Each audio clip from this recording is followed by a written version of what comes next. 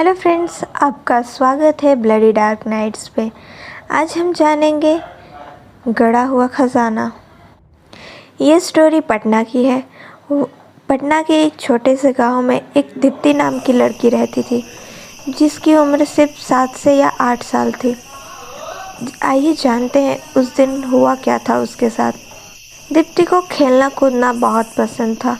इस वजह से वो खेतों में, बागों में जाकर हमेशा खेला करती थी और खुश मिजाज सी बच्ची थी वो। उससे हर कोई प्यार से बात करता था, प्यार से मिलता था। पर एक दिन पटना के उस छोटे से गांव में एक तांत्रिक आ जाता है, जिसके पास बहुत ही अजीबोगरीब सी शक्तियाँ होती हैं और वो लोगों की मदद भी कर रहा था। और वो गांव के बाहर एक झोपड़ी बनाकर रहने लगा था। और जब गांव वालों को ये पता चला कि उनके गांव के बाहर एक तांत्रिक रहता है, तो लोग अपनी प्रॉब्लम्स को उसके पास लेकर जाके बताने लगे और उसका सॉल्यूशन भी उनको मिल जाता था। तब उस दिन इस गांव का ज़मींदार उस तांत्रिक के पास पहुंचता है और बताता है कि उसकी उम्र अब हो चुकी है, शायद 1-2 साल में वो मर जाएगा। और उसकी बीवी भी नहीं है, क्योंकि उसकी बीवी आज के 10-15 साल पहले ही मर चुकी है। और उसके घर में उसका एक छोटा सा बेटा है और उसकी 2 बेटियां हैं, पर वो अभी छोटे छोटे हैं, तो इसलिए उसके छोटे बच्चे अब ये जिम्मेदारी नहीं संभाल पाएंगे, क्योंकि वो काफ़ी छोटे हैं। तब वो अपनी परेशानी उस तांत्रिक को बताता है। वो बताता है कि उसके पास एक घड़ा है, जिसके अंदर बहुत ही सोना चांदी और उसने हीरे छिपा कर रखे हुए हैं, जो कि उसकी पूरी मेहनत है, उसकी पूरे साल की कमाई है। और वो बहुत ही मेहनती इंसान भी रहता है, इसलिए उसके पास ये सब था। फिर तांत्रिक उससे ये बात पूछता है कि क्या तुम अपने बच्चों की बलि देना चाहते हो? और ये बात सुनकर ज़मींदार सहम सा जाता है। वो कहता है, मैं क्यों बलि दूंगा अपने बच्चों की? तो तांत्रिक उसे बताता है कि अगर तुम्हें ये घड़े का सोना बचाना है, तो तुम्हें अपने एक बच्चे की या किसी भी छोटे से बच्चे की जान तुम्हें इसमें डालनी होगी और उसकी आत्मा को कैद करना होगा, तभी ये घड़े का सोना और चांदी महफूज रह पाएगा। तब ज़मींदार ये सोचता है, दीप्ति अकेले खेलती रहती है, वो बाग में भी आती है और जंगलों में भी खेलने जाती है, वो भी अकेले, और उसके कोई ख़ास दोस्त भी नहीं है, और उसके परिवार में सिर्फ उसका एक बाप है और उसकी माँ है। इसलिए हमें कोई टेंशन की तो बात है नहीं, तो क्यों ना हम दीप्ति को किडनैप कर लें। कुछ दिन बाद वो दीप्ति को कैद कर लेता है और तांत्रिक के पास लेके जाता है। और तांत्रिक क्या करता है, दीप्ति को बैठा देता है और उससे ये कहलवाता है कि तुम इस सोने के घड़े का ध्यान रखोगी, इसमें बहुत सारे पैसे हैं, क्या तुम उसका ध्यान दोगी? और दीप्ति कहती है, हाँ मैं इसका ध्यान रखूँगी, क्योंकि वो छोटी बच्ची थी और वो ये सब नहीं जानती थी। और उसे चॉकलेट्स और थोड़े मोड़े वेफर्स देकर उस घड़े में बैठा दिया जाता है। और तब उसकी जान चली जाती है। और तभी तांत्रिक क्या करता है, उसकी आत्मा को कैद कर लेता है। और उसकी आत्मा को कैद करते ही वो उससे ये कहता है कि तुमने हमें वादा किया था कि तुम इस घड़े का ध्यान रखोगी। तो दीप्ति थी तो छोटी बच्ची ही, वो अब कैद हो जाती है और मान जाती है कि ठीक है, मैं रहूँगी इस घड़े में। और फिर वो ज़मींदार उसे ये बताता है कि मैं तुम्हें मेरे ही खेत में गाड़ूँगा, और जब मेरे बच्चे बड़े हो जाएंगे तो तुम उन्हें ये सोना दे देना। तो दीप्ति कहती है, ठीक है, उसके बाद तुम लोग मुझे आज़ाद कर देना। तो वो ज़मींदार बताता है कि जब ये सोना तुम मेरे परिवार वालों को दोगी, तभी तुम आज़ाद हो जाओगी। फिर दीप्ति तो थी तो बच्ची ही ना, भले ही उसकी मौत हो गई थी, पर उसकी जो आत्मा थी वो थी छोटे बच्चे की। इसलिए जब ज़मींदार उसे ज़मीन में गाड़ देता है, दिन में तो वो ज़मीन के अंदर रहती थी, उसे कोई प्रॉब्लम नहीं थी, पर जब रात में अंधेरा हो जाता था तो वो बाहर निकलती थी। और फिर उसे ये पता चला कि ठीक उसी की तरह यहाँ पे और भी 2-3 घड़े हैं। फिर वो उन 2-3 घड़ों से दोस्ती करती है। उसे ये पता चलता है कि इसके अंदर भी बच्चे हैं, बच्चों की आत्मा है। फिर उसे ये एहसास होता है कि क्यों ना हम लोग दोस्ती कर लें और रात को हम लोग घूमने जाएं। फिर यही होता है, दीप्ति उन सब घड़ों से दोस्ती कर लेती है। तब 4 घड़े हो जाते हैं। अब ये चारों घड़े दिन भर तो उस मिट्टी के अंदर रहते थे, पर जैसे ही रात होती थी और सन्नाटा पसर जाता था, तब ये चारों घड़े बाहर निकलते थे। और जैसे ही ये बाहर निकलते थे, वैसे ही ये दूसरे गांव से दूसरे गांव में घूमने जाते थे और एक दूसरे में टकराते हुए, एक दूसरे से बात करते हुए ये घड़े आगे बढ़ते थे। और यही बात एक दिन कोई और इंसान देख लेता है कि यहाँ पे 4 सोने के घड़े हैं और ये अकेले फुसफुसाते हुए जाते कहाँ। फिर वो आदमी इन घड़ों का पीछा करने लगता है और इन घड़ों को पता भी नहीं चलता है कि हमारा कोई पीछा कर रहा होगा। फिर क्या उस आदमी को ये पता चल जाता है कि ये सोने के घड़े हैं, इसका मतलब इसके अंदर किसी की आत्मा होगी और शायद मैं इन्हें आज़ाद कर दूँ तो मुझे सोना मिलेगा, चांदी मिलेगा।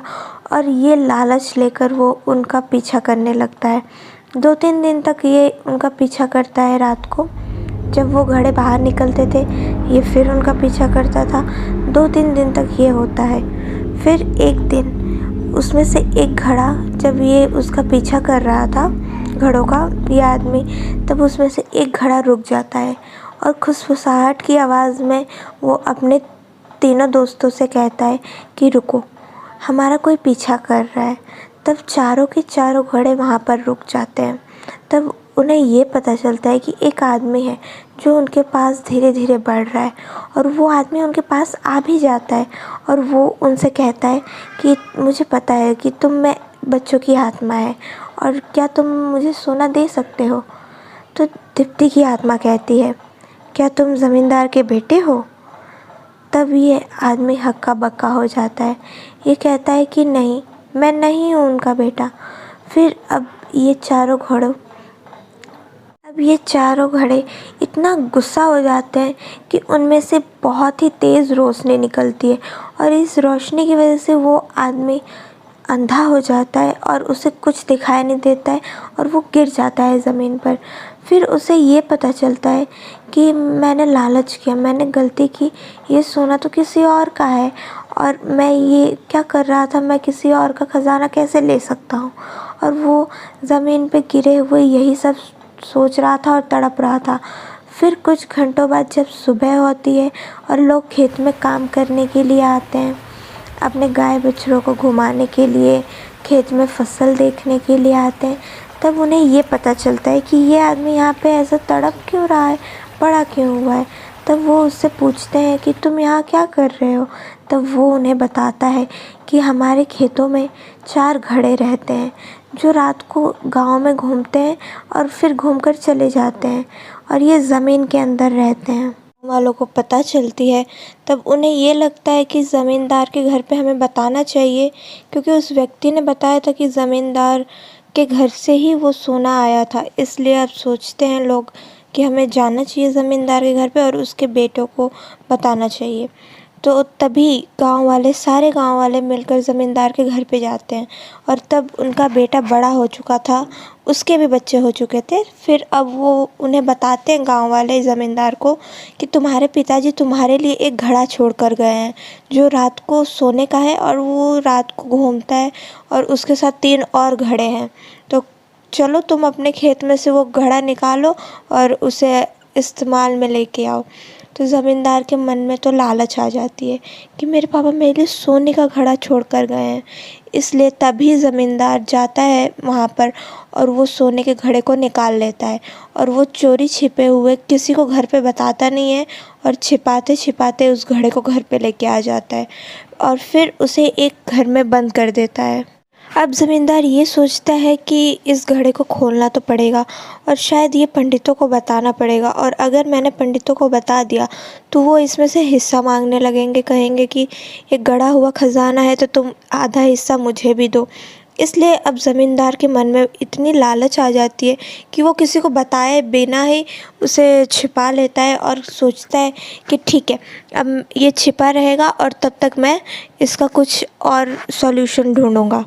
रात होती है, उस घड़े में से ज़ोर ज़ोर से आवाज़ आने लगती है कि मुझे बाहर निकालो, कौन हो तुम, मुझे क्यों यहाँ लेकर आ गए हो, और मैं मिट्टी में क्यों नहीं हूँ, मेरे दोस्त भी यहाँ नहीं हैं। फिर ये इससे पता चलता है कि ये तो किसी लड़की की आवाज़ आ रही है, और वो भी उस घर में से जहाँ मैंने घड़े को छिपाया हुआ है। अब ये बात पूरे घर में पता चल जाती है, क्योंकि वो घड़े की छनकने की आवाज़ और उस लड़की की आवाज़ पूरे घर में गूंज रही होती है। फिर क्या, पूरा परिवार उस घर की ओर भागता है कि शायद वो घड़ा हिलने लगा है और उसमें से आवाज़ आने लगी है। तभी वो ज़मींदार दरवाज़ा खोलता है और देखता है कि ये घड़ा तो अजीबो-गरीब तरह से चमक रहा है और इधर उधर भागने की कोशिश कर रहा है। और फिर उसमें से एक आवाज़ आती है, क्या तुम ज़मींदार के बेटे हो? क्या तुम ज़मींदार के घर के इंसान हो? बताओ मुझे। फिर तभी ज़मींदार का बेटा बताता है कि हाँ, मैं उन्हीं का बेटा हूँ, मैं उन्हीं के घर में से हूँ।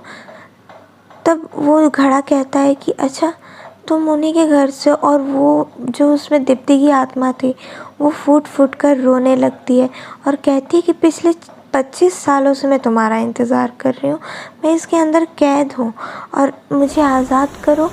तुम्हारे पापा ने कहा था अगर तुम ये सोना ले लोगे तो मैं आज़ाद हो जाऊँगी, तो जल्दी से ये सोना लो, मुझे आज़ाद करो, मुझे इस घड़े से निकालो, मुझे मुक्त करो।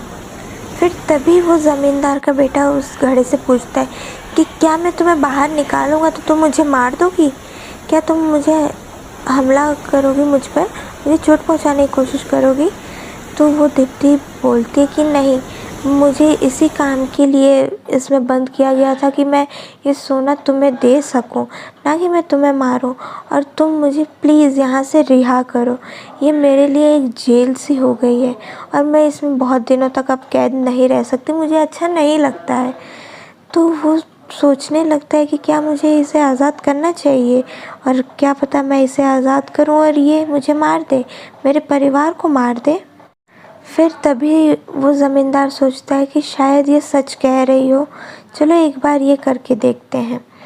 तब वो उस घड़े से कहता है कि ठीक है, तुम आज़ाद हो सकती हो, मैं तुम्हें आज़ाद करना चाहता हूँ, पर तुम मुझ पर हमला मत करना।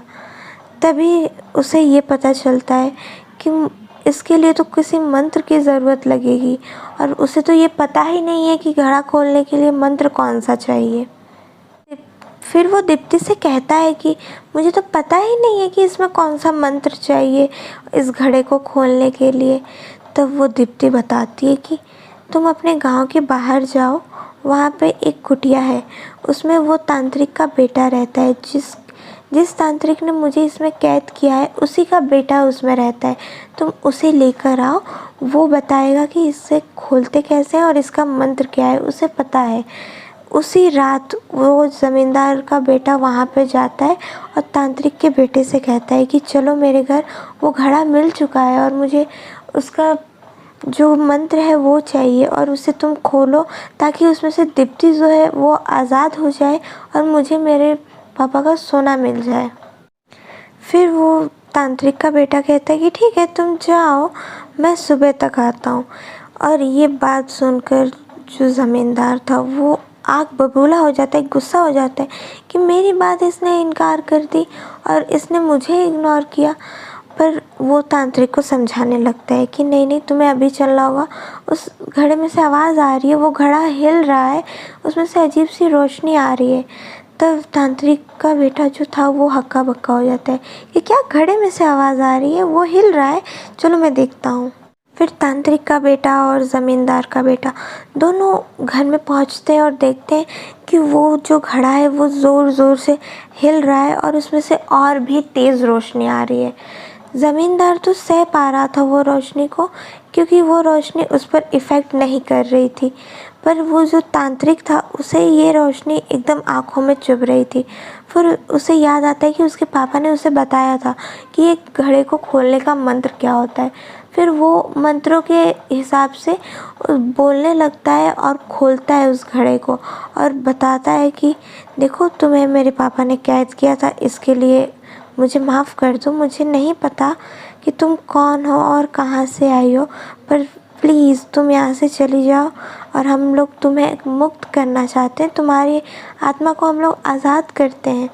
तब दीप्ति कहती है कि नहीं, तुम लोगों ने मेरे बचपन में मुझे इस तरह कैद किया और इस सोने के लिए तुम लोगों ने मुझे कैद कर दिया और मेरे बचपन में ही मेरी हत्या कर दी। इसलिए अब मैं यहाँ से बिल्कुल नहीं जाऊँगी और मैं तुम सबको मार दूँगी। फिर वो तांत्रिक दीप्ति को समझाने लगता है कि इसमें हमारी क्या गलती है, ये तो हमारे पिताओं की गलती है ना। मेरे पिता ने तुम्हें कैद किया और इसके पिता ने तो तुम्हें सोने के लिए चुरा लिया था। तब वो दीप्ति कहती है कि हाँ, गलती भले पिता किया है पर सज़ा बेटों को मिलेगी और मैं इस दिन का कब से इंतज़ार कर रही थी कि तुम दोनों यहाँ आओ और मैं तुम दोनों को मार दूँ।